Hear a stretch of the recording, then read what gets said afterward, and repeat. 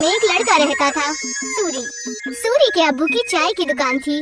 वो सुबह उनकी मदद करता और फिर स्कूल चला जाता। स्कूल में सूरी से कोई ठीक से बात नहीं करता था, क्योंकि वो चाय बनाने वाले का बेटा है। वो सबसे बात करने की कोशिश करता है, दोस्तों के ग्रुप में शामिल होना चाहता है, लेकिन कोई भी उससे बात नहीं करता। और अगर वो बात करने की कोशिश भी करता तो सारे लोग उसका मजाक उड़ाने लगते। हे, कोई मेरे साथ वीडियो गेम खेलेगा? हाँ, मैं खेलूंगा। अरे चाय बनाने के लिए नहीं, गेम खेलने के लिए बुला रहा हूँ, तो रहने दे। सूरी को बहुत बुरा लगता है। वो घर आते ही मुंह फुलाकर बैठ जाता है। सूरी के अब्बू ये देखते हैं और उसके लिए खाना लेकर आते हैं। अरे क्या हुआ सूरी, तू मायूस क्यों है आज? ले खाना खा ले, तुझे अच्छा लगेगा, ले। पापा, कोई और काम क्यों नहीं करते? आपको इतने सारे कामों में से यही काम मिला। चाय बनाने में क्या बुराई है? दिन में सबसे ज्यादा लोग इसी के बारे में सोचते हैं। नहीं, मेरे दोस्त तो मजाक उड़ाते हैं, मुझे अपने साथ खेलने में भी शामिल नहीं करते। बोलो कौन सा खेल खेलना है, अभी खेलते हैं। आपके साथ नहीं, उनके साथ खेलना है। ये कहकर वो वहाँ से चला जाता है बिना खाना खाए।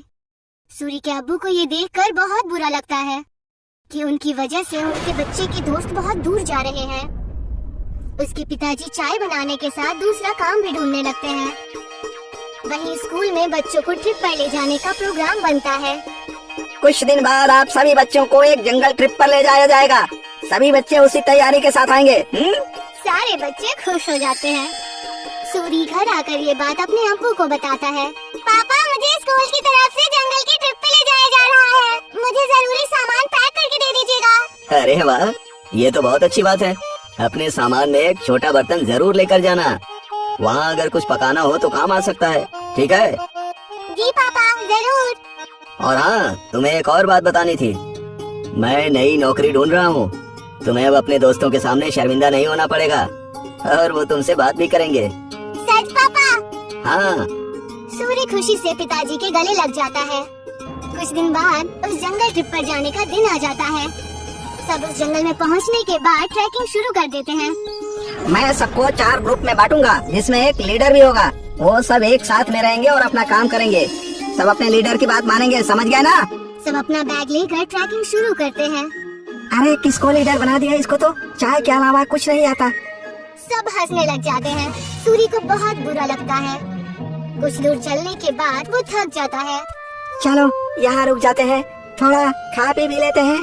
बाकी सभी मान जाते हैं और रुक जाते हैं। नहीं, हम नहीं रुक सकते। अगर हम रुके तो लेट हो जाएंगे और कुछ ही देर में अंधेरा भी होने वाला है। लो, लीडर बना दिया तो हम पे हुक्म चला रहा है।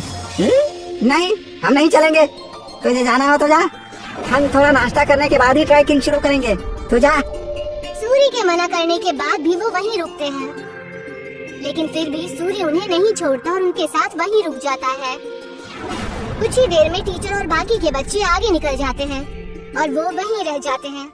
थोड़ी देर आराम और नाश्ता करने के बाद वो अपनी ट्रैकिंग शुरू करते हैं, लेकिन जल्द ही सूरज डूब जाता है और अंधेरा हो जाता है। अरे ये तो अंधेरा हो गया, अब तो रास्ता भी समझ में नहीं आ रहा। बाकी बच्चे भी डरने लग जाते हैं। कुछ ही वक्त में ऐसा मोड़ आ जाता है जहाँ से रास्ता पता करना मुश्किल हो जाता है और उन्हें वहीं ठहरना पड़ता है। अब तो मुझे भी रास्ता नहीं पता, मेरे ख्याल से हमें आवाज लगानी चाहिए। तुरंत ही वो चारों टीचर और अपने क्लास के विद्यार्थियों को आवाज लगाते हैं, लेकिन बात नहीं बनती। टीचर, टीचर, अरे कोई हमें सुन रहा है? हम खो गए हैं, कोई है? सब चिल्लाते हैं लेकिन कोई भी जवाब नहीं आता। लगता है हम बहुत पीछे रह गए हैं, हमें आगे का रास्ता नहीं पता, इसीलिए हमें यहीं रुक जाना चाहिए। हो सकता है अगर आगे गए तो रास्ता भटक जाए। नहीं, हमें कोशिश करनी चाहिए, क्या मालूम हम सही जगह पहुंच जाएं।